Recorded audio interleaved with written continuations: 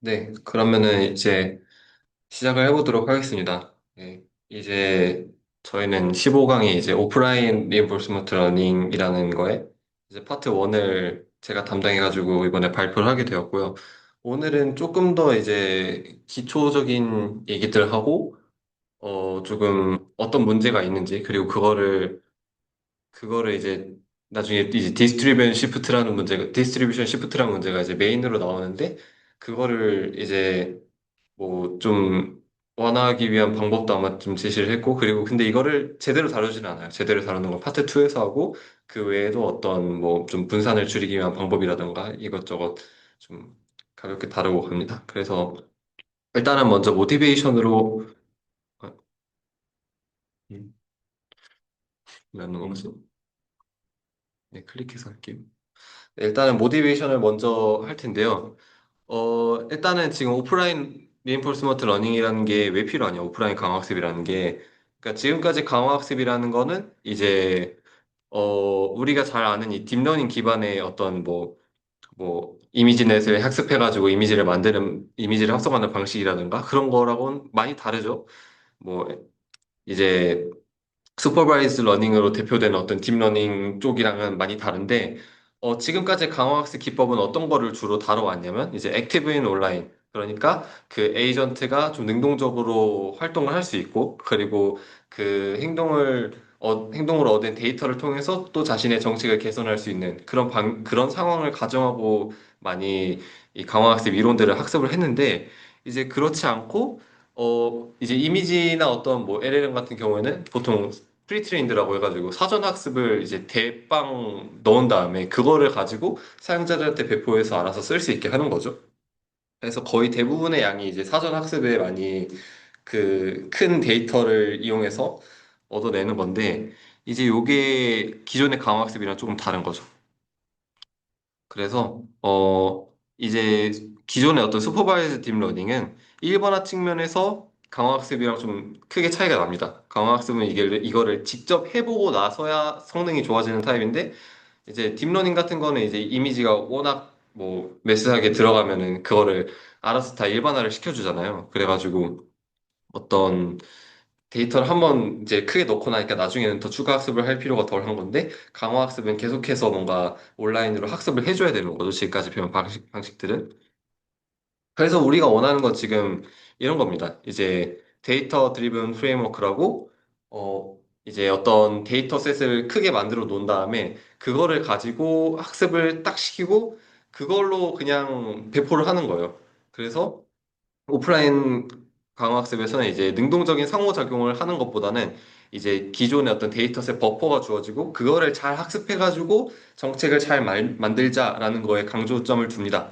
그래서 이 버퍼는 이제 뭐 어떤 정책을 써서 수집되었다고 뭐 가정을 해보고요. 근데 이게 꼭 뭐 전문가들이 이제 뭐 이미테이션 러닝처럼 전문가들이 만들어낸 그런 정책이어야 할 필요는 없고, 그냥 뭔가 어떤 정책을 써서 이 데이터셋을 수집을 했다고 본 겁니다.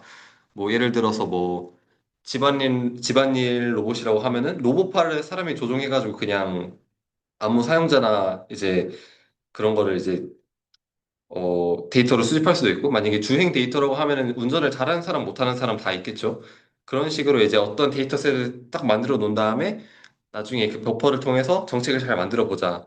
그리고 이제 오프라인 러닝이라고 해가지고 꼭 이제 그 추후에 학습을 또 할 수 없다는 건 아니고요. 그 이후에 이제 추가적으로 이제 보충 학습을 할 수는 있지만, 일단은 이 기존의 버퍼를 잘 학습을 하는 거에 중심을 두는 게 오프라인 강화학습이라고 일단은 얘기를 하는 겁니다. 그래서 뭐 집안일 로봇 얘기를 다시 해보면은 뭐 설거지를 하는 방법을 이제 회사 뭐 그 공장에서 배워가지고 올 수 있죠, 집에.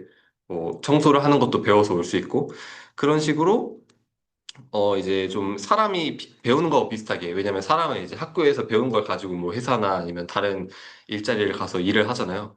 그런 식으로 이제 사전 학습을 한 거를 거의 큰 베이스로 가져가는 방식인 거죠.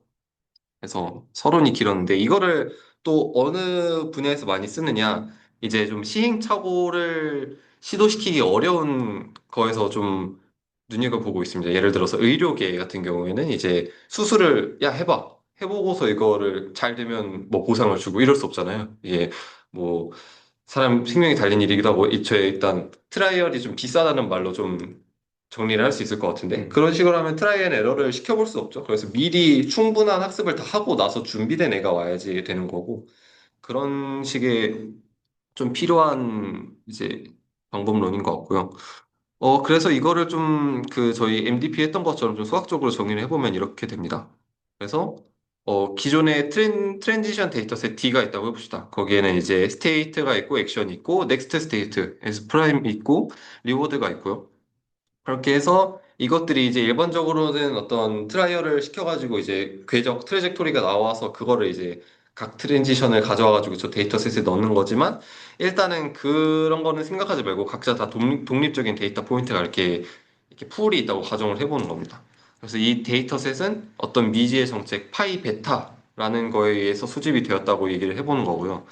그리고 일반적으로 생각할 때는 어떤 뭐 우리가 운전자의 주행 데이터를 여기저기에서 막 긁어 모았어요. 그러면은 이거에 해당하는 딱 단일한 정책이 뭔지 당연히 모르겠죠. 실제로 없는 거니까. 그러니까 파이 베타라는 건 사실 이름만 있지 이 개발자가 잘 모릅니다. 그래서 그런 게 있다고 치는 거고. 그래서 우리는 이 오프라인 강화학습을 하면서 이 데이터셋을 가지고 이 보상의 기대값 총합 할인율을 반영해서 저 공식을 이제 목표로 두고 해야 되는 거죠. 기존과 목표 자체는 동일한 겁니다. 그래서 이와 관련해서 해결해야 되는 문제가 일단 오퍼 폴리시 이밸류에이션이라는 문제가 있는데 어떤 그 데이터셋 D가 주어졌어요. 그러면 그 정책의 리턴을 어떻게 추정할 것인가 하는 문제입니다. 그래서 어, 저희가 아까 기존의 어떤 정책을 뭐 데이터셋을 수집할 때 썼던 그 정책을 파이 베타라고 했는데 새로 이제 우리가 정책을 새로 수립할 거잖아요. 그거를 파이 뉴라고 해보면은 데이터셋은 파이 베타로 만들어진 거고 이제 우리가 발전시키고자 하는 어떤 이미의 정책이 있다고 최선의 정책이 있다고 했을 때 그거는 파이 뉴는 이제 두 개가 다른 거죠. 그래서 파이 뉴의 정책을 실행했을 때 이것의 가치가 얼마나 될 것이냐 하는 것은 이 정책이 다르니까 이거를 추정하기가 어렵다. 그래서 이거를 어떻게 해결할지 뭐 큐러닝도 하고 뭐 그러겠죠. 그런 문제가 있는 거고 그리고 이거랑 그러니까 비슷한 개념이 그러니까 오프라인 강화학습이랑 비슷한 개념인 거고 오프라인 강화학습은 D라는 게 주어졌을 때 뭐 이밸류에이션도 좋지만 최상의 정책을 학습하는 겁니다. 그래서 정책 학습을 하려면은 보통 정책 평가를 잘 해야 정책 학습을 잘 하겠죠. 그런데 그 교수님께서 말하기로는 평가가 학습보다 좀 어려울 수 있다. 학습 과정에서는 필요 없는 어떤 정책 평가 요인 같은 게 있을 수도 있고 그래가지고 오프라인 강화 학습이 조금 뭐 쉬운 문제일 수도 있다라고 말씀하셨고요.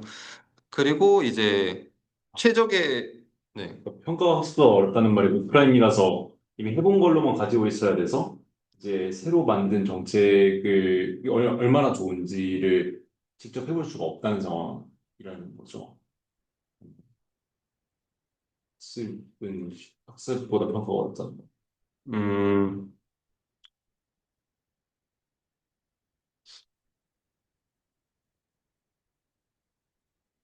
약간 다른 것 같은데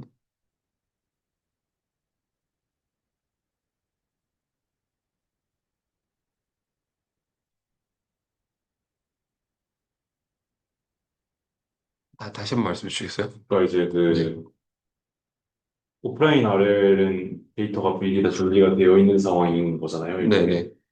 근데 거기에서 학습보다 평가가 어렵다는 말은 평가는 직접 해보면서 이 새로 만든 폴리시 파이 세타가 좋은지를 확인하는 게 편한데 그게 안 되니까 어렵다는 건지 그런 생각이 들었어요. 음, 아니면은 그 학습보다 평가가 어렵다는 생각이 어디서 나온 건지. 음.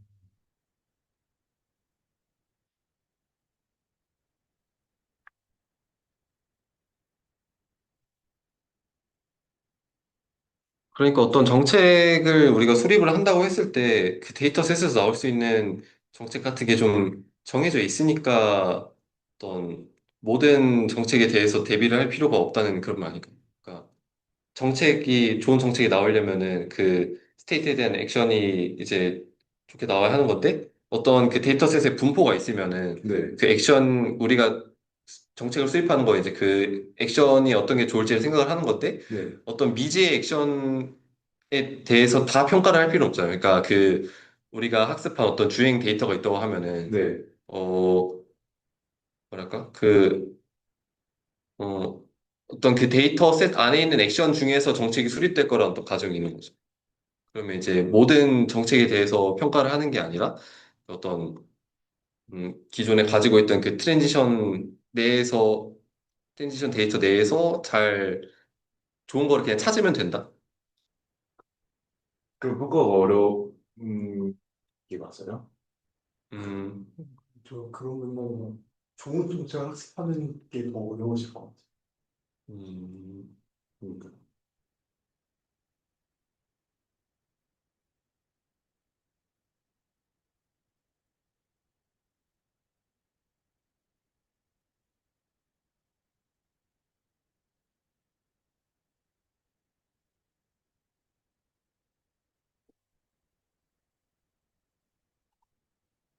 음,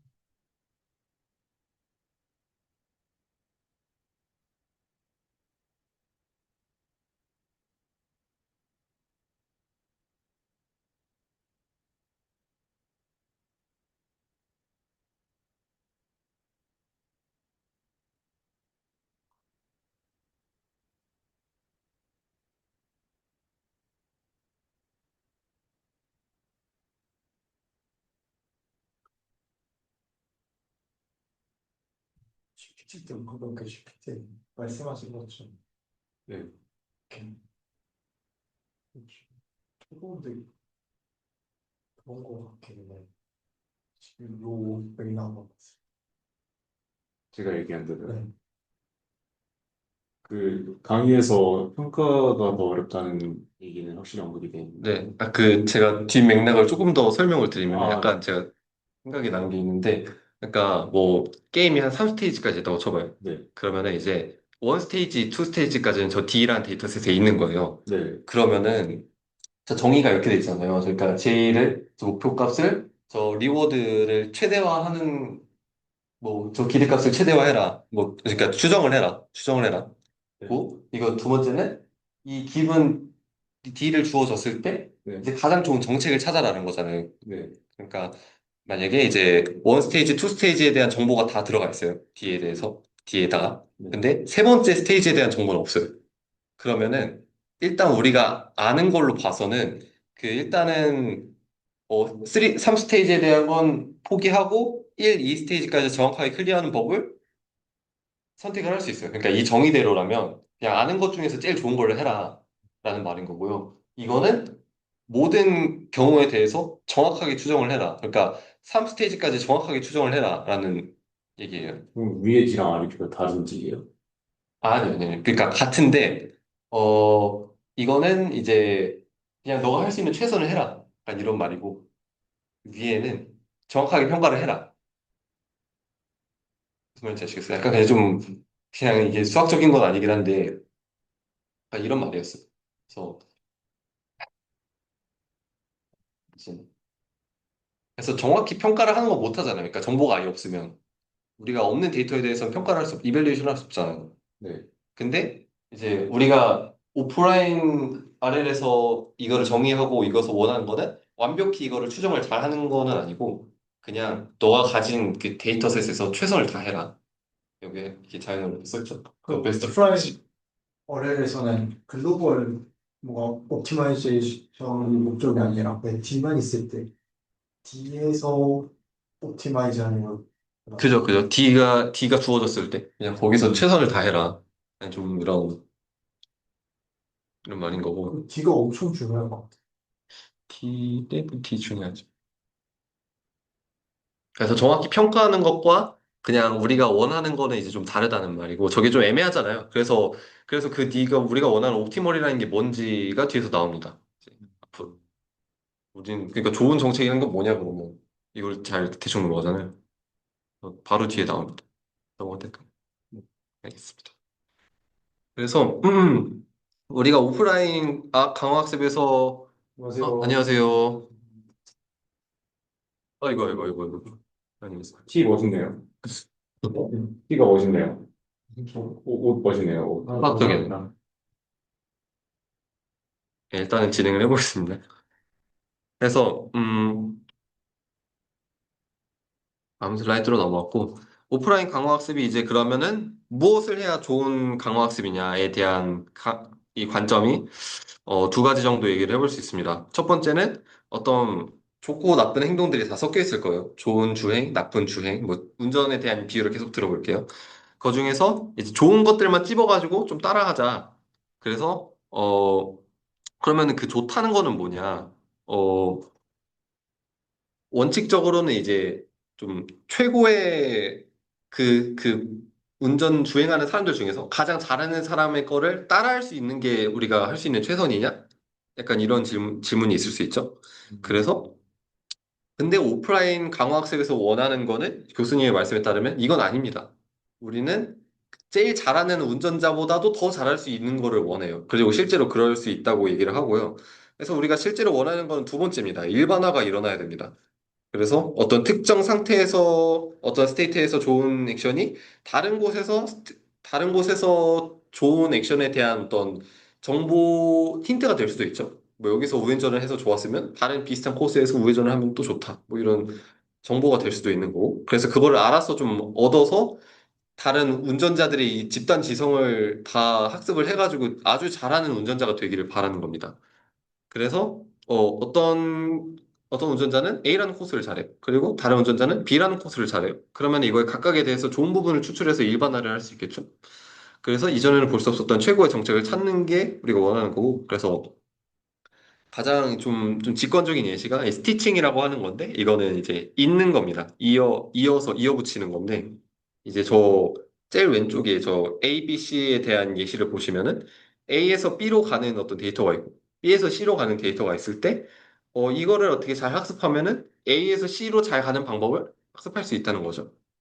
그래서 우리가 어떤 미로 과제를 상상을 하면은 엄청나게 많은 그 지점과 지점에 대한 데이터가 있을 겁니다. 여기서 여기로 갔던 애는 뭐 미로에서 오래 탈출을 못했어. 여기서 여기로 간 애는 오래 탈출을 못했어. 각각의 어떤 어느 두 지점을 찍어도 그거에 대한 데이터가 어느 정도 있겠죠.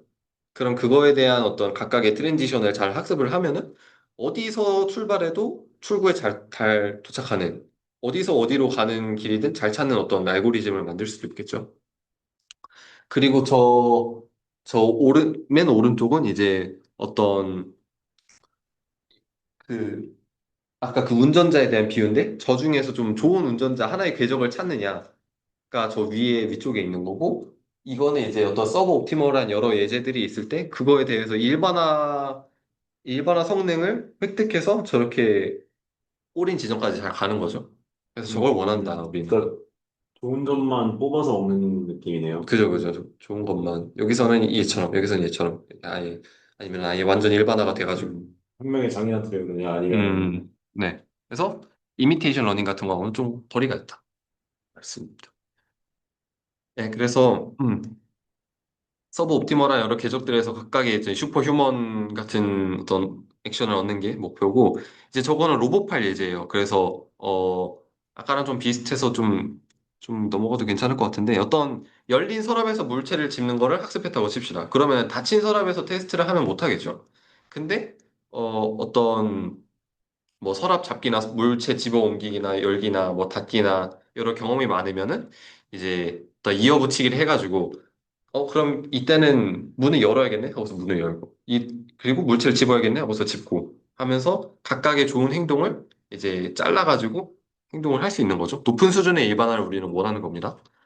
그래서 이게 먹히냐? 그래서 만약에 기존의 어떤 큐러닝 같은 거를 이제 도식화해서 표현을 하면은 약간 저런 느낌이 되는 건데 이게 그러면 잘 되느냐라고 했을 때 어, 기본적으로는 어느 정도 좀 잘 된다고 합니다. 이 세르게이 브린 교수가 로봇팔에 이제 아주 나이브하게 오프라인 아래를 그냥 딱 집어넣어 보려고 시도한 적이 있는데 이제 그 로봇 그래스핑 이제 로봇으로 이제 물체를 잡는 거죠. 잘 잡는지를 보는 건데 그래서 클래시컬한 큐러닝에 사전 데이터를 학습시킨 거를 오프라인 데이터 버퍼로 만들고 그리고 일부 온라인 데이터 수집도 조금 해가지고 하이브리드 시스템으로 이제 만드는 그런 시스템을 구축을 했고요.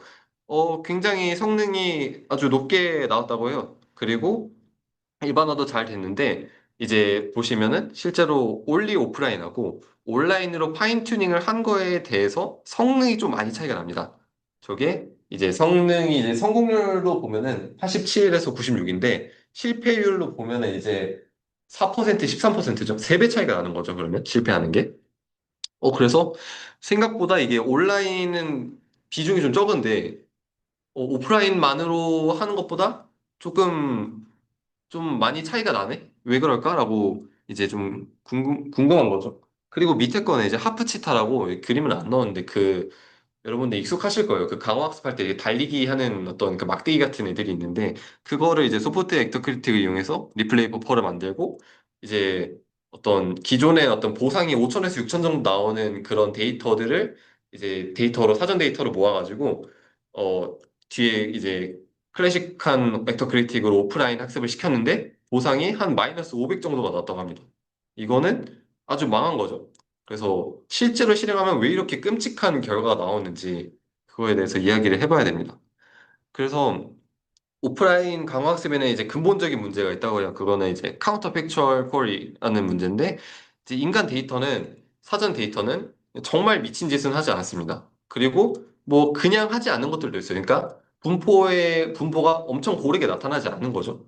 그래서 온라인 강화학습 같은 경우에는 어떤 미친 짓 같은 게 있다고 치면은 그거를 한번 해보고 아 이거 진짜 이상한 거네 하고서 그 액션 안 할 수 있는데 음. 오프라인 데이터는 영원히 모릅니다. 그냥 그게 잘못됐으면 잘못됐다고 그냥 생각하고 계속 그래요. 그래서 이게 온라인을 조금 첨가한 것과 아닌 거에 차이가 많이 난다고 합니다.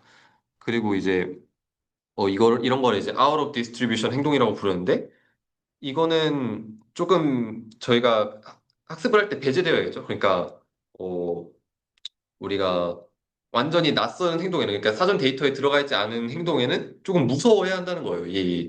이 에이전트가. 음. 근데 이거는 조금 헷갈리는 게 사실 아웃 오브 디스트리뷰션이면은 이제 어떤 분포를 저희가 상상하고서 거기서 아예 없는 거를 이제 빼야 된다는 말인데 이게 좀 어려운 거는 그냥 할 수 있는데 샘플이 없었던 건지 아니면은 그냥 인간들이 안 하는 건지 이거를 좀 구분해야 될 필요도 있잖아요. 그래서 아웃 오브 디스트리뷰션과 아웃 오브 샘플을 구분해야 할 필요가 조금 있다고 합니다.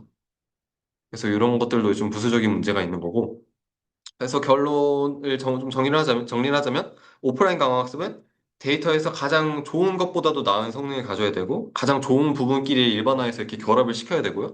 그래서 일반화된 성능을 이끌어낼 수 있어야 되는데 동시에 이제 분포에서 멀어진 어떤 행동 같은 경우에는 이제 큰 제한을 줘야 된다는 거죠. 그 가치가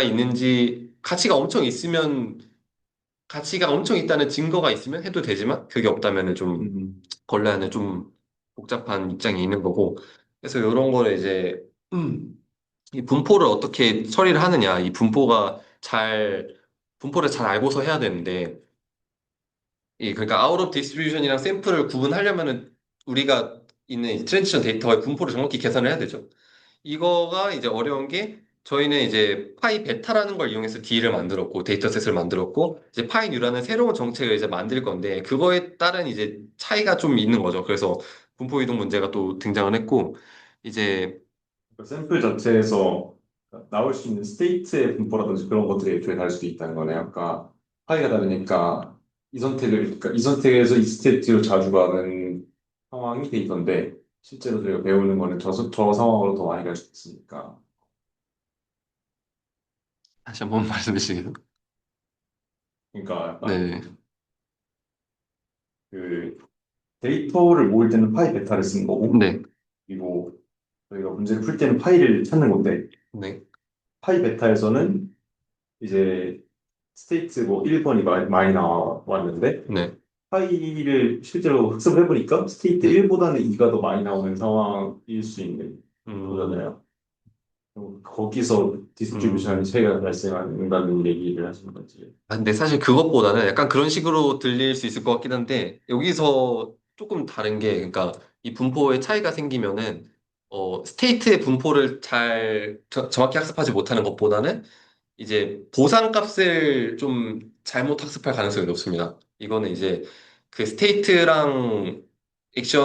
액션 같은 거랑 이제 리워드를 계산하는 방법이 좀 달라서 그런 건데, 스테이트는 그냥 경험적으로 어떤 학습한 거에 그냥 딱 피팅을 하고요.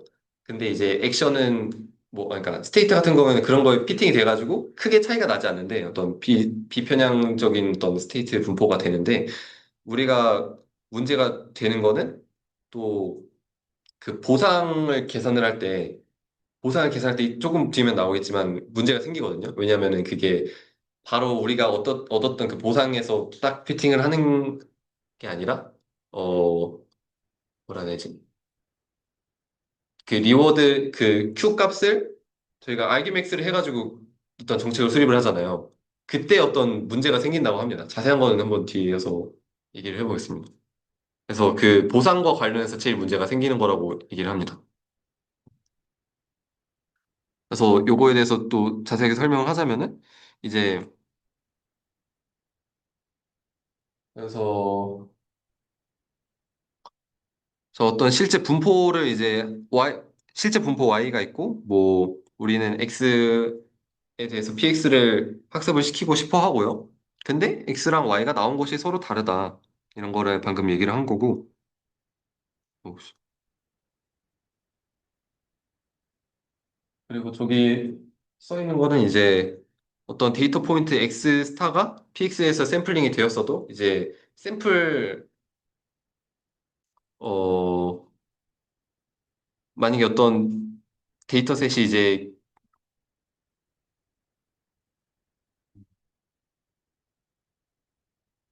Y랑 같은 데서 X가 나왔어도 저기 데이터 포인트 하나라면 또 분포가 이제 좀 차이가 있을 수 있다 뭐 이런 말이고요. 그래서 만약에 그 좀 그냥 신경망을 자주 다루시는 분들은 이제 신경망은 그냥 잘 되니까 일반화가 잘 되니까 어떻게든 넣으면은 대충 비슷하게 해서 잘 될 수 있지 않을까라고 말할 수 있는데요. 만약에 뭐 이미지넷으로 학습한 어떤 인식 시스템이 다른 이미지에 잘 전이 학습을 잘 하는 것처럼 근데 이제 테스트 포인트들이 저, 저, 그러니까 저 F 세타 X를, argmax를 해서 X 스타를 지금 픽을 하고 있죠. 그때는 문제가 생긴다고 합니다. 그러니까 저 오른쪽에 이제 녹색 곡선이 실제 함수고 파란색이 이제 피팅이 된 거라고 생각을 해봤을 때 이제 파란색 곡선을 최대화하는 어떤 점 X를 선택하면은 어떤 데이터 포인트를 하나 선택을 하면은 저 실제 분포와 양의 방향으로 큰 오차를 가진 점을 저희가 픽을 하게 되는 거죠. 그런 식으로 이제 선택을 하는 거는 이제 어떤 거랑 비슷하냐면 그 적대적인 예제를 만드는 거라고 비슷하다고 하는데 adversarial sample을 만드는 거라고 하는데 이제 이거를 보시면은 이제 실제 그러니까 모델상에서 어떤 특정 클래스에 대한 확률은 높지만 실제로는 실제로는 그렇지 않은 거죠. 그러니까 그러니까 어떤 클래스라고 얘기할 확률은 높지만, 실제로는 그렇지 않은 어떤 실제와 그 추정량 사이의 그 오차가 아주 큰 어떤 데이터 포인트를 우리가 픽을 하게 되는 거죠. 그러니까 이게 무슨 말이냐. 그러면 이거를 클래시컬 큐 러닝이 어떻게 적용이 되는지를 알아보도록 합시다. 그래서 우리가 오프라인 강화 학습을 하고 있으면 어떤 분포 하에서 Q라는 거를 저희가 찾고 싶습니다. 그래서 Q라는 걸 어떤 그 공식을 만들어 놓고서 Y와 최적화를 시키는 거죠. 그래서 그 분포는 이제 데이터셋을 생성한 분포가 따로 있고 훈련에 쓴 분포가 따로 있습니다. 근데 이게 달라서 문제가 생기는 거죠. 그래서 저 파이 류를 선택할 때 이제 Q 값에 대해서 이제 가장 저 Q 값을 최대화시키는 어떤 액션을 선택하도록 저 파이가 선택이 되는데 이거는 이제 아까 봤던 것처럼 저 적대적인 어떤 샘플을 생성하는 것처럼 작동을 한다는 거죠. 이 방식이. 그러니까 이게 어떤 식으로 되는 거냐면 실제로 Q에 맞추는 게 아니라 어 이렇게 하면 Q를 제일 많이 받을 수 있는 그러니까 보상을 치팅을 하는 겁니다. 따지자면. 그래서 아까 말씀드렸는데 그 아까 5천 정도 되는 보상을 가지고 데이터를 만들어놨는데 그거를 프리트레인 해가지고 학습을 시켜 보니까 실제로는 보상이 마이너스 500이 나왔다고 했잖아요. 그러니까 여기서 보시면은 실제 이 Q밸류 추정량은 엄청 높게 나와요. 근데 실제로 이, 이 뭐야? 실제 보상을 보면 되게 낮게 나오는 거죠. 그러니까 이게 이거를 큐가 잘 나오는 거를 어떻게 픽을 하려다 보니까 얘가 자연스럽게 공격을 하는 겁니다. 큐만 잘 나오는 어떤 방식을 학습을 하게 되는 겁니다. 혹시 이해가 되셨나요?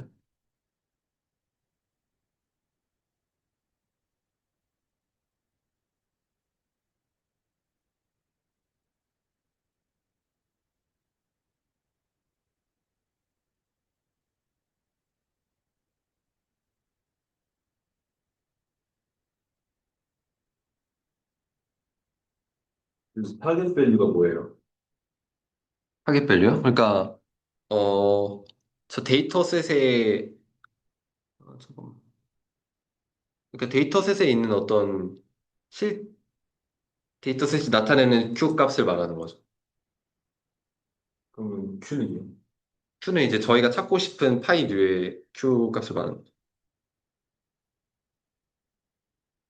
데이터셋에 Q가 있어요? 그러니까 그 데이터셋을 가지고 이제 어떤 목표 값이 있는 거죠.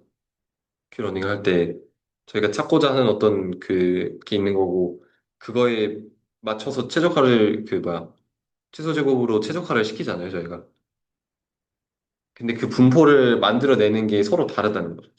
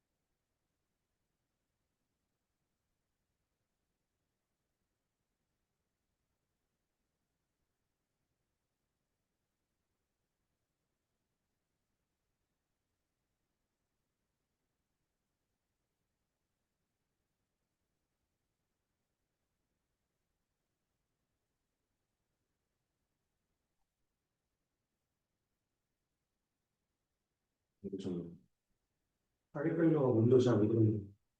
저도 Y를 어떻게 얻는지 모르겠어가지고. Y요? 음, Y 그냥 그 큐러닝 할 때, 이게 아니라.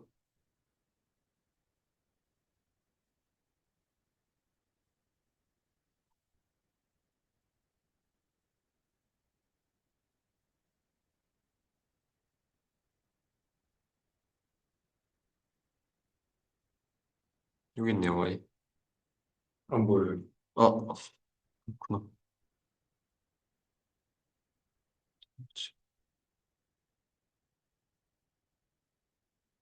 제 남자의 놈이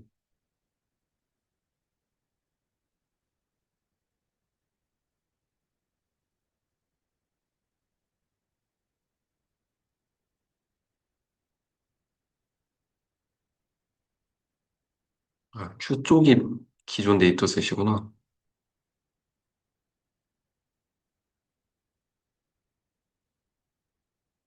근데 뭐 어쨌든 근데 방금 봤던 뉴스 12에서 어디 나오는 16쪽이요? 아, 알겠어요. 그리고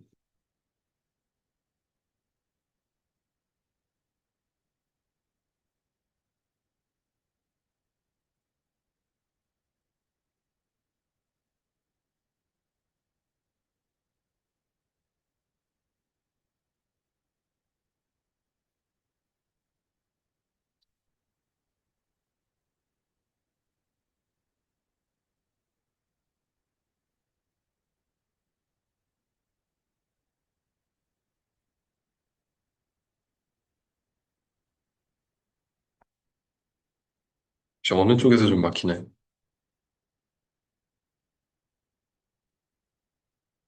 지금 Y를 Q에다가 넣는다고 써져 있는데 Y랑 Q의 간격을 줄여야 된다는 게 이해가 안 되거든요. 일단 Y가 개념적으로 뭔지도 파악이 안 되거든요. Y가 이상값이라고 생각을 해봤는데 그러면은 계산할 수가 이수한가? 이상적인. 아, 요거를 그냥 간단하게 보면은 YSA가 그냥 Q 값이랑 같은 차원이 맞죠? 같은 상인 것 같은데 여기 좀 16페이지 보고 계신가요? 네. 거기, 띄워주시면. 거기 보시면 이제 Q 스테이트 액션이 이제 액션을 하나 취하면은 네. 다음 스테이트랑 다음 액션 얻을 수 있잖아요. 네. 그래서 이제 리월드랑 그 다음 Q 밸류 익스펙테이션 다음 걸 이제 Y라고 정의를 하면은 네. Q 스테이트 액션에서 그 다음 스테이트 액션 빼게 되면 Y 스테이트 액션 빼면 이제 그리고 term 넣는 게 마이너스 리워드 SA잖아요. 그래서 그거 미니마이즈 한다 해가지고 결국 마이너스 리워드 미니마이즈 하는 게 리워드 맥시마이즈 하는 거랑 똑같으니까 그런다는 거 아닙니까?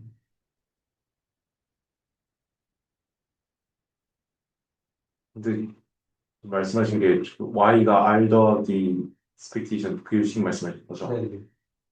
저기서 expectation에서는 Q가 S 프라임 A 프라임인데 그게 그렇게 되나요? 이게 소거가 되는 거는 아닌데 네. 여기에 그 결국 저희 옛날에 앞에 나왔던 애드벤치드 펑션 있잖아요. 네. 그러니까 그 에버리지 액션에 대해서 이제 다음 Q 밸류를 익스펙테이션을 따졌을 때 네. 평균적인 액션보다 얼마나 좋은 액션을 내가 했는지가 이제 어드밴티지인데 네. 그럼 여기서 이제 다음 Q 밸류랑 현재 리워드에서 지금 Q 밸류 빼면은 이게 어드밴티지 되는 거 아니에요? 마이너스 어드밴티지.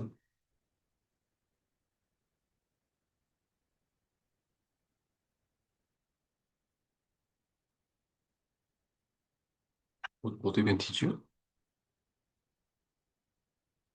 그리고 어디쯤에 나왔는지 지금 기억이 안 나는데 렉처 6, 7? 어떤 말씀하시는 건지 알겠는데 그럼 왜 Y를 Q에 넣는 거죠? 저는 이제 원래 Q 이터레이션을 그렇게 하고 있잖아요. 아, 그 Q 이터레이션 원래 저희가 하는 게 네.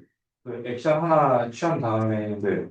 그 리워드 플러 지금 얻을 리워드 플러스 다음 Q 값 가지고 루트스핀 하죠. 네 그거를 하는 게 이제 Q에 Y 넣는 거 편한 것 같고 근데 이제 그걸 하는 과정에서 어드밴티지 최대한 많이 얻으려면은 이렇게 미니마이제이션을 해야 된다 이지 않을까요?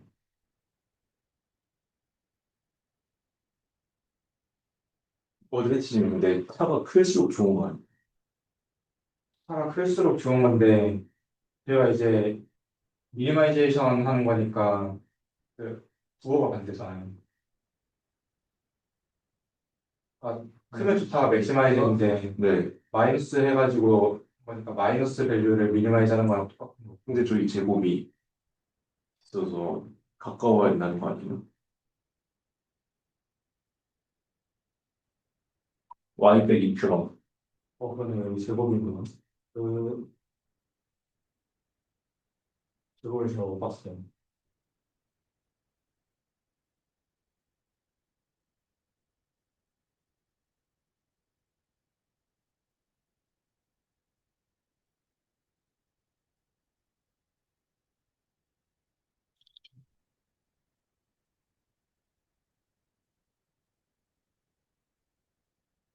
쟤도 오르겠네.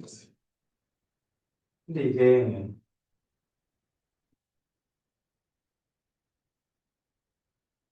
그럼 요거를 간단하게 표현하면 지금 y가 이론적인 q 값인 거잖아요. 저도 그렇게 이해했어요. 네. 이론적인 q 값이면은 현재 q 값이랑 액션 하나 취했을 때 다음 q 값이 이제 0이 되면 가장 이상적이다 해가지고 그거 미니마이즈 한다는 거예요. 아, 수렴하니까 그렇죠. 일단 식만 보면은 원래는 이게 0이 나와야 되는 거잖아요. 최적에서 그렇죠. 네.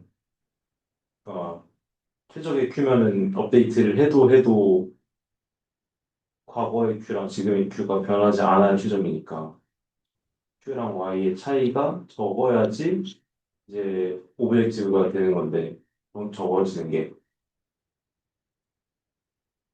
근데 여기서 익스펙테이션의 샘플링은 파이 베타에서 하는데 저희가 큐러닝은 파이에서 하니까 그래서 문제가 되는 거죠. 근데 이제 제가 그 q 밸류 같은 경우에는 모든 스테이트나 액션에 대해서 적용이 되어야 하는 값인 거니까 네. 저희가 지금 파이 베타라는 게 누군가가 데이터를 수집해주는 폴리스잖아요. 네. 그래서 나한테 있는 데이터 상에서 그 밸류는 완벽하게 예측할 수 있는 오브젝티브라고 생각할 수 있지 않을까요? 뭐지? 그 주어진 데이터 디스트리뷰션에서 Q러닝을 완벽하게 Q 밸류를 완벽하게 예측할 수 있다를 식으로 쓰면 저렇게 되지 않을까요? 없는 거 아니에요? 할 수 없는 거?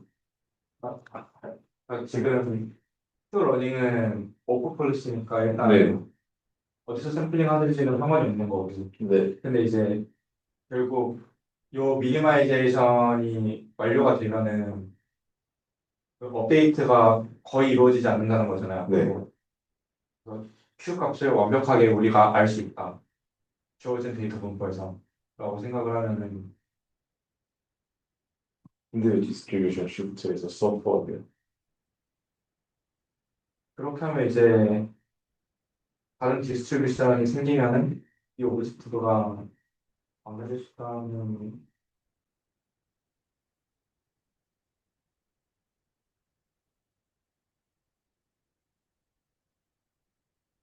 그러니까 지금 파일 U를 저희가 학습을 하고 싶은 거니까 네. 여기서 expect good accuracy라는 부분이 이제 제가 말한 Q 밸류를 이제 파이 베타 디스트리뷰션에서 이제 완벽하게 얻어내줬다라는 거고 이제 월스라고 하면은 그냥 요거는 당연한 최악의 경우를 가정한 거 아닐까요? 제가 이해하기로는 even worse는 이 Q가 얻은 Q를 가지고 그 현재의 지금 테스트 타임이라고 할까요? 테스트 타임에서의 파이를 따라서 익스펙테이션을 그 맥시마이즈 한 파이가 있잖아요. 네. 그러니까 쉽게 얘기하면 지금의 Q라는 판단을 가진 상태에서 가장 좋은 선택을 하는 그 전략을 세운 게 파이 U인데 그게 데이터를 모을 때 그 썼던 전략, 그 약간 가상의 전략인 파이 베타랑 같은 것보다 안 좋아진다는 거 아니에요? 네, 정확도 면에서 안 좋아지는 거죠. 저, 저도 그렇게 이해를 네. 했는데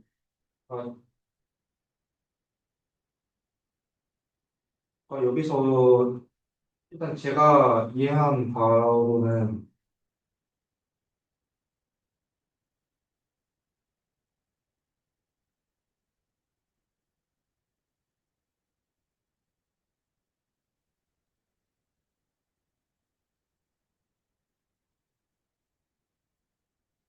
그러니까 이게 그냥 따라하려고 하면은 그게 그 expect good accuracy가 되는 거고요. 네.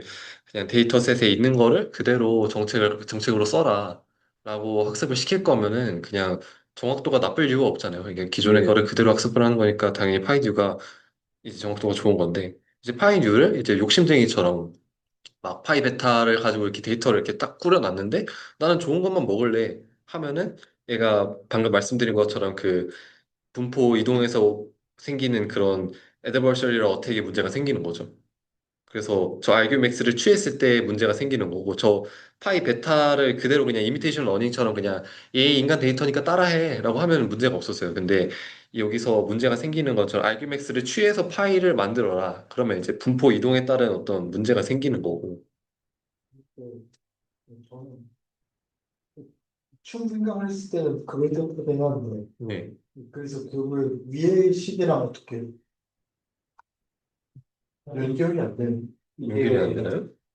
그 옛날에 나왔던 오버 에스티메이션이랑 좀 관련이 있지 않을까요? 약간 비슷한 느낌인 것 같기도 하고. 네. 여기서 보면은 결국 그 위에 있는 식은 방금 말씀해 주신 대로 그냥 조진 디스트리뷰션이랑 똑같이 행동하는 파이 뷰가 있으면은 좋은 어플씨를 저희가 기대할 수 있고 음. 근데 이제 거기서 저희가 그냥 나이바이 큐값 맥시마이즈 하는 판단을 하게 되면은 이제 얻을 수 있는 큐 밸류의 기대값이 높아지는 파이 고른다라는 건데 그러면 이제 그 왼쪽에 있는 것처럼 에버리지 리턴은 쌤쌤인데 큐 밸류만 오버 에스티메이션 하는 그거 생길 수가 없어요. 그래서 그거 이유가 이제 전에 말했던 큐 밸류 하나가 있으면 바이어스 해가지고 커지는 거 아닐까요? 약간 비슷한 얘기 같아요. 음. 이건 월스라는 게 지금 수식으로 뭔가를 증명해 놓은 게 아니라 그렇다고 네, 이거 증거도 되게 경험적인 거고. 그러면 지금 요 위에 줄 쳐진 것처럼 큐러닝 방법을 하기보다 아래 것 같은 거를 써야 된다. 어디요? 줄 쳐진 거요? 그런 거 아, 줄쳐진 게 이번 월수 부분인 거 알게 되니까 줄 쳐진 게 어디 있어요? 빨간 줄이요. 빨간 줄로 지워놓은 거 그게 이번 월수 부분이지 않을까.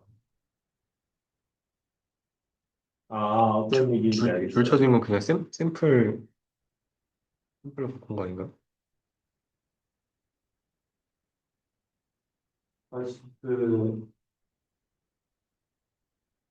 여기 아, 위에 그런가? 보면은 그 리워드 스테이트 액션에 더하는 게 이제 expectation q 밸류를 더하느냐 아니면은 그냥 q 밸류의 맥스가 되게 하는 음, 액션을 구하느냐 하는 차이인데 아래 있는 그 파이 베타는 파이 뉴 하는 이렇게 보고 위에 있는 알게맥스 파이 하는 거 싶은 거 아니에요. 그런가요?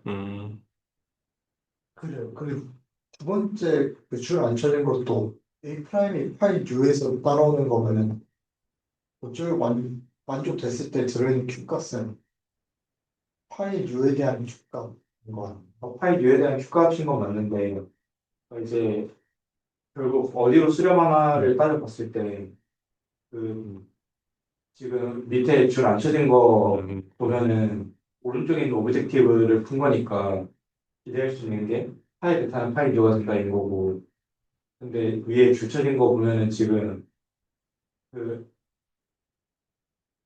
q 밸류가 맥시마이즈 되는 액션만 계속 취하게 저희가 가정을 해놨으니까 그 밑에 알게맥스 하는 거다 보는 문제가 아닐까요?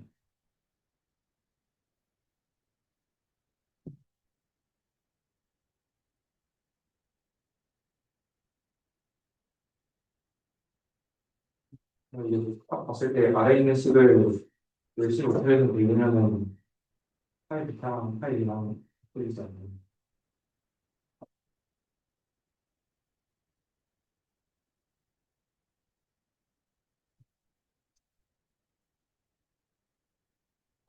좀 이해가 되셨나요? 라는 생각을 하고 있는.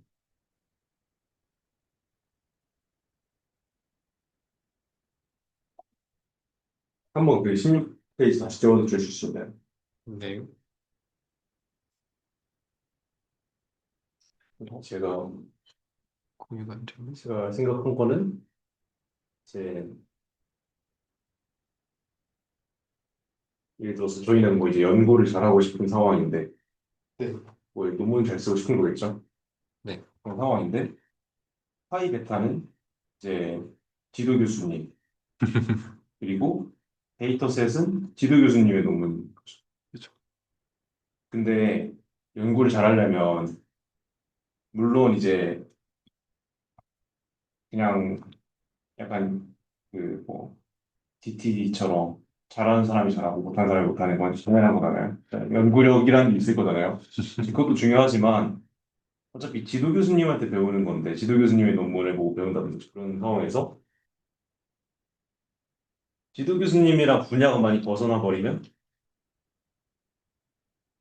이제 지도 교수님의 논문으로부터 배우기가 어려워지잖아요. 음. 그래서 약간 지도 교수님이랑 그 비슷한 접근과 비슷한 분야를 가지고 가는 것에 메리트가 있고, 그리고 지금 당장 그러니까 지도 교수님의 논문을 한번 읽고 나서 그걸 기준으로 해서 자기만의 길을 걸어가면서 자기만의 논문을 내고 또 그거를 이제 이해하면서 얻어내는 자신의 전략이 가져가는 장점이 있을 건데, 약간 전자의 웨이트에 해당하는 게 파이 베타랑 파이 유에 비슷한 정도인 것 같고, 후자의 웨이트에 해당하는 게 저 빨간색으로 지운 저 식인 거라고 저는 이해를 했거든요.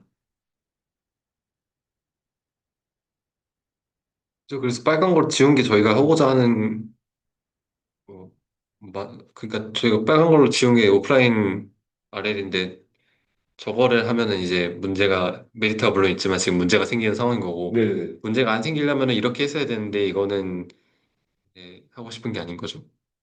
그래서 항상 파이 베타에서 샘플링을 해야 된다. 그리고 그 상황에서 저 y라는 새로 정의한 값과 q가 가까워지도록 하자. 즉, 수렴하도록 q를 만들자라는 네. 게 중요한 거죠. 그러니까 지금 오브젝티브를 파이 베타에서 샘플링 한다는 저 개념 자체가 중요한 거라고 좀 느껴지는데, 그러면 파이 U가 파이 베타에 가까워지는 효과도 있으면서 파이 U를 바탕으로 이제 Q를 바꾸고 Q를 바탕으로 파이 U를 바꾸고 그 효과도 있을 거잖아요. 저는 그렇게 이해를 했거든요. 파이 뉴가 파이 베타를 갖고 아니, 파이 U가 Q를 바꾸고 Q가 파이 U를 바꾸고 이건 당연한 프레임워크인데, 네. 근데 지금 오브젝티브를 Y 이렇게 설정을 하고 Q랑 Y의 차이를 줄이는 거를 파이 베타에서 샘플링 한다는 게 저는 중요한 거. 네, 네, 네, 중요합니다.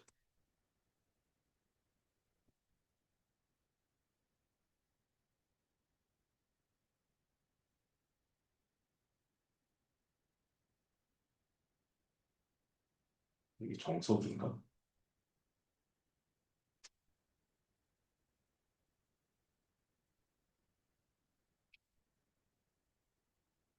사실 오늘 이거를 해결하는 거는 안 나옵니다. 아, 그래요? 다음 주차에 나옵니다. 아하. 디스트리뷰션 시프트는 조금 나오나요? 조금. 그럼 다음 주에 기다리겠습니다. 그래요? 이거 그게 부탁드릴게요. 님. 다음 주에 조금 나오긴 저희가 모두 이분을 해결해주지 않을까요? 그럼 네. 영업처럼. 일단은 넘어가 보겠습니다. 네. 네, 돌고 돌아서 잘 보이시죠? 네. 네, 여기서 잘. 좋습니다. 그래서 이런 문제가 있었고 정리 많이 얘기했지만 정리를 한 번 더 하자면 이제 Y를 그냥 이미테이션 러닝 할 거면 똑같이 따라하면 문제 없는데 어, 자꾸 정책을 좋은 걸로 만들려고 욕심을 부려서 하면은 애가 애가 알았다 하고서 일반화를 잘 해가지고 좋은 정책을 딱 내주는 게 아니라 그냥 뭔가 이상한 이거 좋은 거 같은데 하고 이상한 분포를 자꾸 가져온다는 거예요. 그래가지고 애가 적대적으로 좀 샘플을 만드는 것처럼 치팅을 한다. 그래서 애가 지 맘대로 막 로그 막 지금 보시면 막 보상이 막 10만 막 이렇게 나오는데 실제로 막 마이너스 500 막 이런 것처럼 자기는 착각을 하는 거죠. 착각을 하는 거죠. 아, 착각. 이거 좋은데, 좋은데, 좋은데, 예. 이렇게 하다가. 예. 그래서 지금 하고 있는 자신의 정책과 원래 있는 어떤 그 데이터 분포상의 정책이 다르기 때문에 좀 착각을 하게 된다. 이게 주 문제인 것 같아요. 오프라인이라서 나오는 그죠, 그죠. 문제고요. 이게 온라인을 딱 섞었으면 그래도 좀 덜 할 텐데 아, 완전 오프라인으로 하려다 보니까 착각을 했는데 안 고쳐져. 이게 문제예요. 방구석에서 그죠. 혼자서 하면 안 혼자 된다. 공상하다가 막 이제 네, 하는 거죠. 묘리 있네. 네. 그래서 세상을 살자. 그죠, 그죠. 소통을 하자. 그래서 어 이제 남은 시간에는 고전적인 어떤 오프라인 강화학습 방법 중에 이제 두 개 정도를 크게 소개를 해볼 텐데, 이제 한 반 정도 했습니다, 지금. 그래서, 어, 임포턴스 샘플링이라고 되어 있죠? 좀 익숙하실 텐데, 그 중요도 샘플링을 이용해서 좀, 그거를 잘 하게 만드는 어떤 거를 알아보도록 하겠습니다. 그래서, 이게, 잠시만요.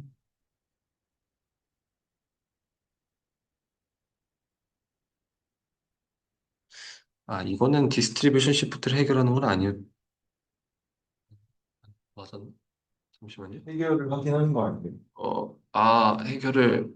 해결을, 베타랑 세타 사이에. 그죠? 이걸 해결하는 거 맞죠, 이거? 네. 약간 해결을 하려고 이제 여기서 나온 것 같고. 그래서 이거에 대해 소개를 해보자면은, 공식이 이제 슬슬 나옵니다. 그래서, 그래드, 여기 보시면은, 마우스 포인터가 잠시만요.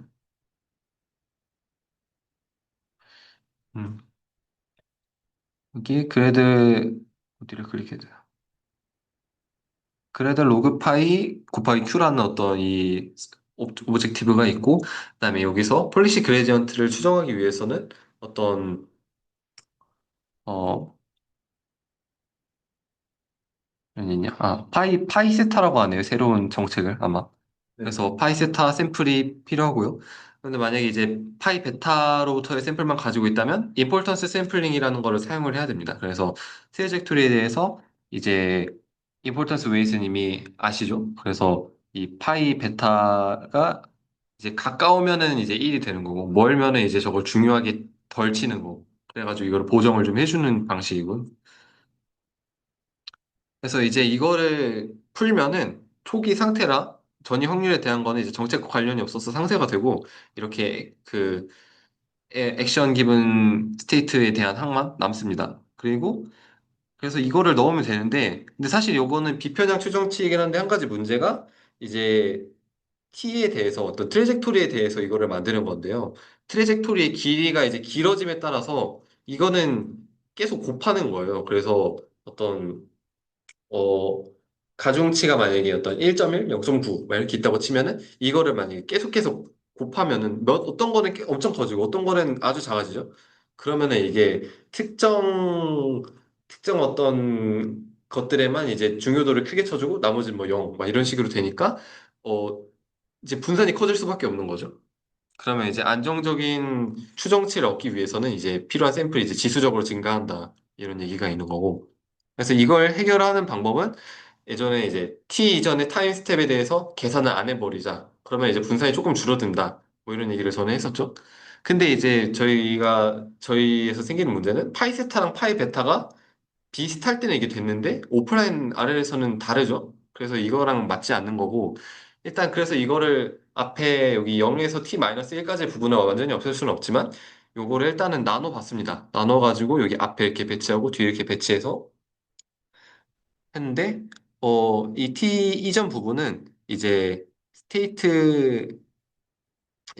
t에 도달한 확률을 나타낸다고 하고요. 그 의미가 그 이후 부분에는 이제 보상 Q에 대해서 이 보상에 대한 보정을 해주는 겁니다. 그러면은 만약에 이거를 어떤 방식은 이제 이거를 앞에 거를 무시해 버려요. 이거를 그냥 대충 비슷할 거야. 그리고 그냥 비슷할 거라고 믿는 건 아니고요. 그냥 좀 실제 정책이 파이 베타와 멀리 가지 않게 이렇게 좀 조금씩 따라가게 만듦으로써 이제 이거를 무시할 수 있게 만들어버린 방법이 있는데 PPO가 이겁니다. PPO가 이렇게 차이의 어떤 제한을 둠으로써 이렇게 이걸 비슷할 거라고 가정을 할 수 있게 만드는 거고. 음. 네, 그래서 어 이제 요 방식은 여기 뒤에 앞에는 이제 요 뒤에 있는 요 부분을 어 어떤 여기서 또 그 아까 말했던 거랑 비슷한 방식을 사용해서 T 프라임까지 제한을 딱 제거를 한 겁니다. 그러면 이제 분산이 좀 나은데 여전히 시간 복잡도로 치면은 그 트리젝토리에 대해서 여전히 그 크다고 하고요. 그래서 지수적으로 폭발하는 어떤 그 인프루런스 샘플링 문제를 해결하기 위해서는 밸류 펑션을 직접 에스티메이트를 해야 한다고 하는데 이거에 대해서 몇 가지 방법이 있습니다. 그래서 두 가지가 있는 것 같은데 첫 번째는 이제 더블리 로버스트 에스티메이터라는 건데요. 요거는 이제 요거에 대해서 이제 중위로 샘플링된 어떤 추정량을 이렇게 계산해 봤을 때 일단은 간단하게 하기 위해서 이 초기로만 일단 작성을 했고요, 강의에서도. 그래서 요거의 분산을 줄이려면 어떻게 해야 하느냐. 그래서 요거를 이제 좀 간단하게 이게 로, 티, 프라임 뭐 이렇게 묶어가지고 일단은 표기를 해보면은 요거를 풀어가지고 요런 식으로 만들어낼 수 있습니다. 그래서 이렇게 할 수 있고 요거를 이제 요게 이제 어떤 형태가 이런 형태가 되는 거죠. 그러면 요거를 이제 V 바티라고 했을 때 요거를 재기적으로 연결을 시킬 수 있습니다. 그래서 이 부트스트래핑스러운 방식으로 이제 만들어 버린 거고 여기서 더블리 로버스트 에스티메이션이라는 거는 이제 어, 맨디 케이스로 예를 드는데, 맨디 케이스에서는 이제 타임 스텝이 하나가 있고, 그냥 보상을 추정하는 되는 문제죠. 그래서 일반적으로는 여기 이 보상을 한다고 했을 때, 보상이 RSA가 있고, 이게 로가 그 요거죠, 요거. 이 보정치. 보정치를 그냥 곱해주면 되는데, 더블리, 로버스트 에스티메이션은 여기서 Q를 빼준 다음에, Q햇을 빼준 다음에 V햇을 더해주는 겁니다. 그래가지고, 이 Q랑 V가 적당히 얘네들 잘 맞는 애들을 데려오면은, 이제 요 R과 이렇게 하면은 이제 액션에 대한 어떤 이 B가 Q에 대한 거와 잘 맞으면은 얘네가 비편향 추정량이 그대로 되는 거죠. 그리고 R이랑 Q랑 이제 가까워질수록 이 추정량에 대해서 이 V가 이제 도미네이트 하게 되므로 이제 분산이 조금 낮아지는 효과가 있다. 그래서 요거는 이제 이 정책에 대한 어떤 영향력을 조금 이제 덜어가는 거고, 어, 네, 그렇게 말해도 되나? 잠시만요. 네, 그래서 요거를 이제 멀티 스텝으로 확장을 하면은 요렇게 만들 수 있다고 합니다. 그래서 요거를 Q를 뺀 다음에 B를 더해주는 거죠. 그래서 요거는 이제 직접 펑션 어프로시메이터 같은 걸로 이제 추정을 되는 겁니다. 그 다음에 이제 마지널라이즈 임포턴스 샘플링이라는 방식이 있는데 요거는 이제 아까는 임포턴스 샘플링이 이제 원래 행동 확률에 대해서 했잖아요. 근데 상태 확률이나 상태 행동 확률 그 상태 행동 쌍의 확률의 비율을 추정하는 방식이 있다고 합니다. 그래서 뭐 상태를 쓰거나 상태 비율을 쓰거나 행동 비율을 쓰거나 별로 차이가 크지 않다고 하는데 뭐 한쪽은 좀 당연하죠. 상태 행동을 알면은 그냥 합산을 해가지고 상태 확률을 나타낼 수 있는데 근데 둘이 서로 둘 다 차이가 없다고 강의에서 얘기를 하겠는데 저는 상태 비율에서 상태 행동 쌍의 비율을 어떻게 유도할 수 있는지 잘 이해가 안 돼가지고 이거는 나중에 알아채신 분이 있으면 알려주시면 좋을 것 같고요. 그리고 요거는 이 수학적으로 복잡해가지고 자세한 설명은 아마 안 하는 방식인데 이제 젠다이스라고 이제 장 씨가 잠시. 장씨가 아니라 뭐라 그래? 장 씨가 얘기해 주신 만나서 네. 이제 그러니까 원래 제임스면은 제임스 씨 뭐 이렇게 하고 넘어가면 되는데 약간 장 씨라고 하니까 약간 죄송합니다. 아무튼 그래서 요거를 뭐 이 가중치를 뭐 어떻게 계산을 하느냐 그거를 이제 이 가중치에 대한 일관성 조건을 작성을 하면 된다고 합니다. 일관성 조건이라는 거는 이제 벨만 방정식에서 이제 Q는 R 더하기 감마 Q 프라임 뭐 이렇게 그냥 조건을 너는 이거를 완성하면 너는 허락해 줄게 이렇게 공식을 써주는 거고요. 그렇게 해서 디파이 베타의 가중치를 곱해 아 이겁니다. 어 디파 디파이 베타의 이제 가중치를 곱했잖아요. 그러니까 이거는 이 오른쪽은 이제 D 파이 세타를 구하는 어떤 식인 네. 거죠. 그래서 왼쪽 항은 이제 초기 확률 이제 B0 S 프라임이니까 이제 여기서 이거를 처음부터 S 프라임 네, 나와가지고 보이스 네네네. 시작해서 A 프라임을 선택할 확률인 그렇죠, 그렇죠. 거죠. 네네. 그리고 오른쪽은 뭐 이게 초기가 나왔으면은 뒤에는 이제 이게 그거잖아요. 그러니까 D 파이 세타하고 SA가 저렇게 있으면은 이게 나타날 확률이란 건데 초기가 이렇게 있으면은 뒤에는 다른 다른 전이에서 올 확률인 거죠. 이해되시죠? 그래서 다른 어떤 정책이 있고 이제 전이 확률이 있고 이제 기존에 어떤 SA가 있다고 했을 때 여기서 뭐 요거를 이렇게 구해주면은 이제 W를 여기서 이렇게 하면은 제 다음 제 전이 저게 되는 거고 그래서 요거를 W에 대해서 풀어주면은 어떤 텍스트 포인트 프로블럼으로 넘어가가지고 요거를 이거를 또 그리고 d 파이 베타의 기대값으로 이걸 또 다시 만들어야 돼요. 그리고 그래서 이 파이 세타가 들어가 있으면은 이게 지금 가지고 있는 샘플만으로 계산이 안 되니까 이걸 어떻게 조작하는 방식이 있다고 하는데 여기선 알려주지 않습니다. 그래서 중요하지 않은 것 같고요. 그래서 그래서 빗대로 이 상황이랑 아닌 상황이랑 나눈 이유는 뒤쪽 항은 이제 음, 파이에 디펜던트 하니까 이렇게 나눈 거겠죠. 음, 음, 네, 네, 파이의 디펜던트. 그 앞쪽 항도 파이에 디펜던트하긴 한데 네, 그 앞쪽 항의 P제로는 파이에 디펜던트 하지 않잖아요. 네. 근데 뒤쪽 항의 P는 사실은 잠깐만. D, 이거 이제 바이낸스는 어, 자기 자신에서 자기 자신으로 그대로 돌아오는 트랜지션이 없다고 가정한 거 아니에요? 그 내용이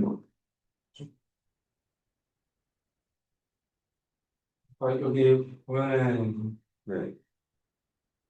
아니지 자기 자신으로 트랜지션이 갈 수 있는 경우도 일단 포함할 것 같은데 네. 이제 D8세타랑 D8부터 정확히 저희가 저기 종이가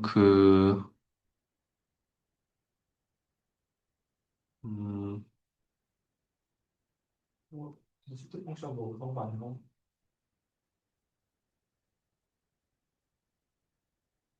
파이세타를 따랐을 때 SA의 분포 아니에요? 네네, 그런 것 그렇죠? 같습니다. 네네네. 네, 맞습니다. 그래서 네, 상태 행동쌍의 비율입니다. 전체에서. 그렇다. 네, 전체에서 그게 나올 뭐 디스트리뷰션이라고 하고 웨이트는 앞에 나온 것처럼 좀 에디셔널 인포메이션 얻을 수 있게 웨이트 해주는 그런 네. 게 있다고 치고 네. 그래서 뒤에가 베타에 의존하니까 씌워준 거네요. 앞에는 아니니까. 그래서 앞에 거는 그냥 뭐 일단 이 스테이트 액션 쌍이 원래 여기서 시작할 수도 있고 아닐 수도 있는 거니까 나누는 거 네. 재밌으니까 자기가 알아서 거기로 가는 거랑 거기서 태어나는 거랑은 다르니까 그렇죠. 재밌다. 그래서 여기까지가 이제 좀 임포턴스 샘플링에 대한 내용이었고요. 이제 두 번째는 이제 그 리니어 피팅 밸류 펑션을 사용하는 방법인데 이게 선형 선형으로 피팅을 하는 거거든요. 근데 이게 약간 보시면 아시겠지만 이게 고전적인 방식이에요. 그래서 지금 요즘에는 신경방을 주로 쓰는데 이런 방식을 왜 배워야 하느냐라고 물었을 때 얘기하는 거는 요즘에 딥러닝을 딥 강화학습, 딥 강화학습을 이해하기 위해서 쓸 수 있는 많은 분석 도구가 또 이 선형함수 근사에 좀 기반을 둔다고 하고 교수님 말씀입니다. 그리고 어떤 이러한 기법이 이제 클로즈 폼의 어떤 해를 제공을 해서 이제 효과적인 어떤 딥 강화학습에 힌트를 줄 수 있다. 그래서 공부를 하면 좋다라는 수학자들의 밥벌이의 수단이 아닌가. 그런가 봐요. 그래서 이런 거를 공부하면 좋다라고 설파를 하셔가지고 저희는 공부를 하게 됐고요. 그래서 기존에는 어떤 방법론이었냐. 그래서 오프라인 밸류 펑션 에스티메이트를 다이나믹 프로그래밍, 큐러닝 등의 어떤 기존 아이디어를 오프라인으로 그냥 확장을 하고서 이제 선형 함수 근사기를 이용해서 해를 도출해보자. 근데 지금은 신경망을 써서 이제 표현력이 높은 어떤 펑션 어프로시메이터를 쓰는 게 대다수죠. 근데 이제 설명력이 높아지니까 분포 이동을 효과적으로 다루는 것이 더 문제가 되었다고 하고, 네. 이때는 그렇게 문제가 되지 않았다고 해요. 왜냐면은 함수 근사기가 그냥 리니어하게 딱 나와가지고 아주 간단하게 딱 나온다 하고 가정을 했기 때문에 별로 신경을 안 썼습니다. 그 말이면 뭐냐? 이제 나올 얘기들은 분포 이동은 하나도 신경 쓰지 않고 나온 얘기들이에요. 그래서 만약에 뒤에 나오는 어떤 그 모델들을 직접 적용하려고 하면 탈이 난다고 합니다. 그래서 일단은 배치 데이터에서 어떻게 밸류 펑션을 직접 뽑아낼 수 있는지 그거에 대해서 연구한 내용이라고 합니다. 얼마 안 남았어요.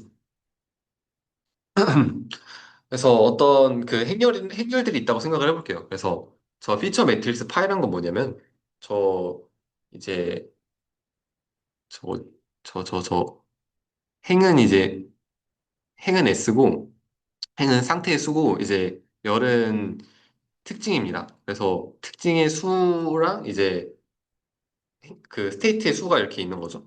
각 상태를 인코딩한 거죠. 네, 각 상태를 맞습니다. 각 상태를 특징으로 인코딩을 한 겁니다.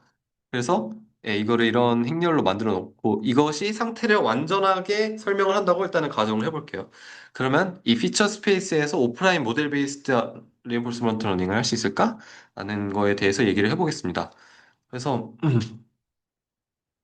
먼저 특징에서 이제 보상이랑 전이를 추정하고 그 다음에 이제 거기서 이제 가치 함수를 좀 근사를 하고 그것을 통해서 정책을 만들어 보는 식으로 네 단계로 진행해 볼게요. 보상, 전이, 가치 함수, 그 다음에 정책 개선 이런 식으로 하겠습니다.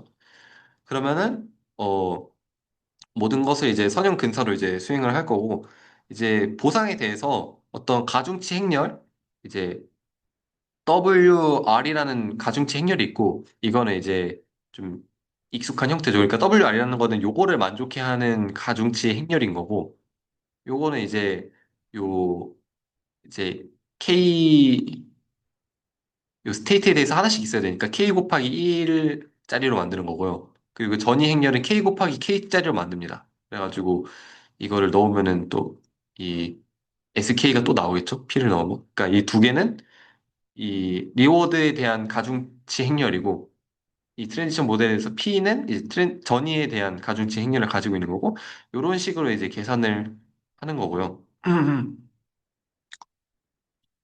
그래서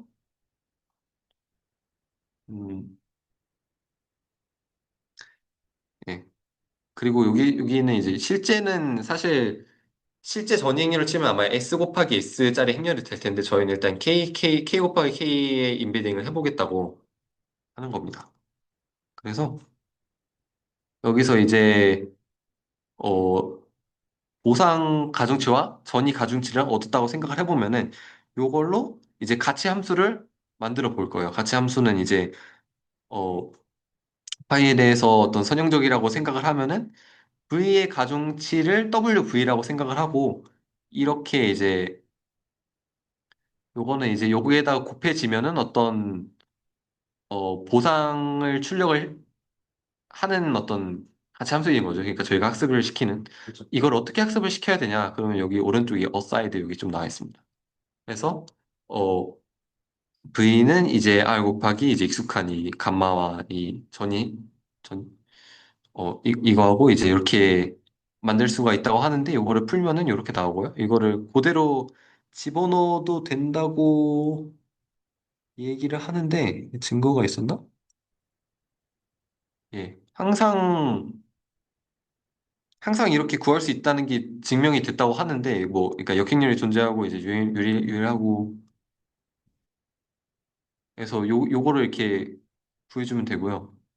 그래서 요거를 풀면은 엄청 기괴한 모양이 되는데 이걸 약간의 대수를 거쳐서 이렇게 바꿀 수 있다고 합니다. 하는 수가 얼마나 모르겠습니다. 네, 정말 약간 고치면 된다고 하고요. 그래서 요거를 이제 얻어내서 잘 쓸 수 있다고 하고 이거를 이제 리스트 스퀘어 템포럴 디퍼런스라고 부르기로 하고요. 네. 근데 여기서 이제 저희가 모델 베이스드를 하겠다고 아까 살짝 말씀을 드렸는데 여기서 보면은 모델 없이 스무스하게 여기까지 맞죠? 근데 모델이 정말 필요한가? 그래서 이거를 직접 넣으면 무슨 일이 생기는지 알아보도록 하겠습니다. 그래서 문, 약간 문제가 되는 점은 이 p 파이나 이제 어디 있어? R을 계산을 해야 되는데 이거를 샘플을 통해서 바로 얻을 수 있느냐. 샘플은 이제 아까 본 것처럼 이 전이 데이터셋이 있는 거고요. 그래서 이제 이거를 샘플을 통해서 계산을 한다고 봤을 때 이건 아까 스테이트에서 다시 이 샘플로 바뀌었습니다. 이쪽이. 그래가지고 요거가 대체가 됐고 P, P파이 파이를 이제 어 이게 뭐더라? 어, 커널로 들어가 스테이 아니요. 음, 그러니까 파이에서 P를 곱했으니까 다음 파이가 되는 건데 그러니까 네. 파이 파이인 거고 아, 네, 맞아요, 맞아요. 그래서 넥스트 스테이트, 그러니까 이 샘플을 통해서 어떤 그 데이터셋의 분포가 있으니까 넥스트 스테이트의 피처 행렬로 이제 네. 교체를 해서 넣어주겠다. 그래서 스테이트 네, 투 스테이트 피처 함수가 스몰 파이고 맞죠? 그러니까 커널 뭐 리플레스 아, 여기서 아, 네. 그럼 여기서 트랜지션은 디터미니스틱한 거예요? 트랜지션은 아니면은 피처에서 그렇다고 보지 않나요? P가 확률 분포 그러니까 확률 분포래. P가 확률일 거라서 각 그 뭐라고 그러죠? 어디서? 트랜지션 일어나는 프로브. 네, 네. 그러면 피처에서 디코딩하는 확률도 나겠네요. 그렇겠죠. 피처에서 디코딩하는 게 뭐예요? 리워즈를 디코딩하는 게 WR이요. 인텔 디코딩. 그러고 뭐 그럼 이제 스테이트 디코딩하는 건 파이 역이 되겠죠. 네. 그래서 그래서 이것들을 다 저희는 샘플에 대해서 학습을 하겠다고 했으니까 이 보상에 대한 것도 이제 샘플에 대한 어떤 들로 교체를 하는 거고 모든 것이 이제 동일하게 작동을 한다고 합니다. 하지만 이제 뭐 샘플링을 했기 때문에 약간의 오류가 발생을 할 수 있고 네, 그 네. 프라임이 있어요. 프라임이 정해지지 않는 것 같아요. 파이 프라임 요거요? 파이 프라임 샘플을 통해서 이거를 만들면 된다고 얘기를 하지 않을까요? SL 프라임을 해서 다 샘플링 한 다음에 그걸 다 커널을 씌우고 평균을 내는 것이고.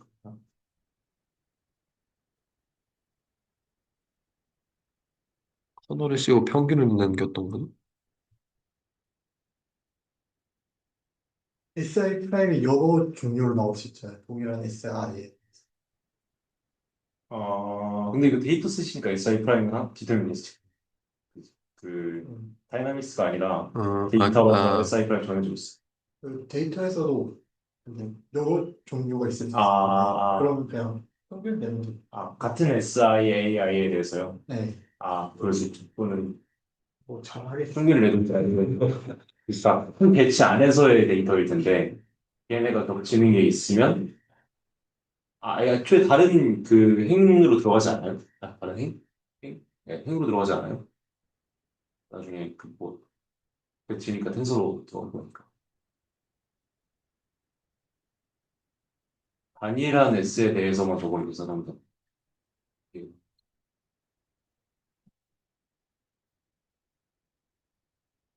그럼 샘플에 있는 모든 S 프라임에 대해서 그냥 정리를 해놓은 거 아닌가요? 그래서 이제 저게 원래 그 라지파이가 네. 그 행수가 데이터 샘플 주잖아요. 네네. 그 원래는 저게 스테이트 주잖아요. 네.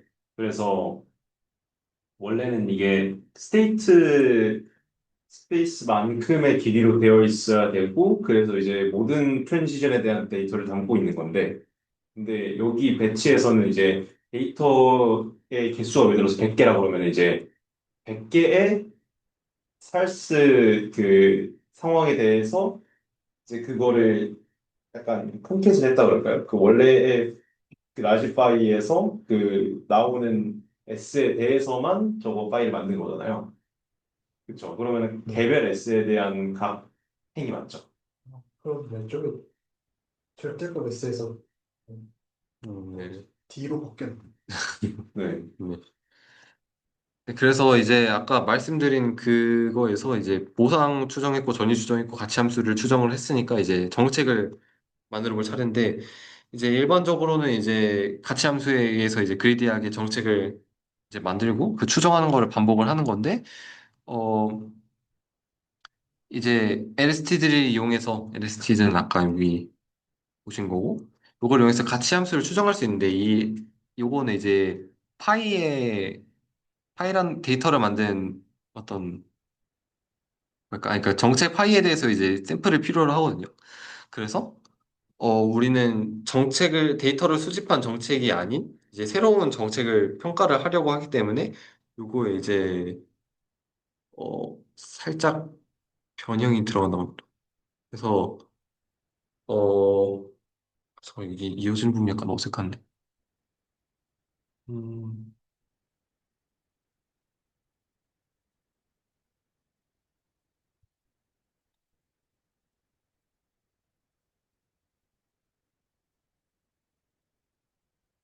네, 그래서 여기까지는 오프라인이 아니었죠, 딱히. 네, 여기 그렇죠. 오프라인. 그래서 여기서 이제 새로운 정책으로 이거를 하려고 하니까 문제가 생길 거다라는 말을 하는 거겠죠. 네. 네, 그렇게 넘어가도 괜찮겠죠. 그래서 이거를 가치 함수 대신에 이제 Q 함수를 추정을 합니다. 그래서 상태 대신 상태 행동쌍이 다시 등장해가지고 이번엔 D가 아니라 심지어 S 곱하기 2로 바뀌었어요. 그래서 이거를 다 포함을 하는 어떤 행렬을 만듭니다. 그래서 더 많은 특징도 이렇게 뚱뚱해졌고요. 그래서 이전과 정확히 똑같은 공식을 이제 사용을 할 수 있다고 하고, 이제 다음 상태를 이제 데이터셋이 제공을 하고, 이제 S 프라임에서 이제 취할 행동을 정해주는 거는 이제, 뭐랄까, 뭐라는 거지? 음,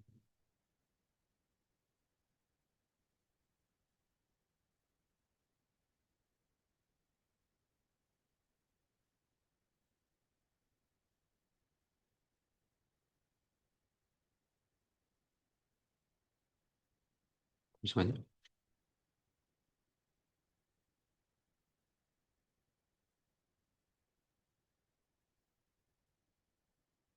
네. 그래서 기존 트랜지션에 이제 의존을 하지 않고 이제 직접 자신이 가지고 있는 정책을 이제 대입을 해가지고, 어, 요거를 계산을 할 수가 있기 때문에 요거를 할 수 있는 거고. 그래서 요거는 이제 파이키에 대한 WQ를 계산한 다음에 요거에 대해서 그리디한 어떤 정책을 만들고 또 개선을 하는 이런 방식으로 진행을 한다고 합니다. 이게 리스트 스퀘어 폴리시 이터레이션입니다. 근데 이제 이거에 대해서 계속 반복적으로 이거를 수행을 할 수 있는데 여전히 디스트리뷰션 시프트 문제를 해결하지는 못합니다. 그래서 아까 처음에 얘기했던 것처럼 두 번째 이거 알게맥스를 또 취하는 과정에서 아까와 같은 좀 그 문제가 발생하는 거고, 어, 이제 방금 보신 건 되게 현대적인 방식은 아니었는데, 이런 거를 이해하는 건 이제 조금 아까 말했듯이 좀 도움이 되고, 현재 기술의 이야기 좀 좋고요. 근데 이제 분포 이동은 여전히 일어나기 때문에 이거를 이제 다음 시간에 알아본다고 합니다. 여기까지.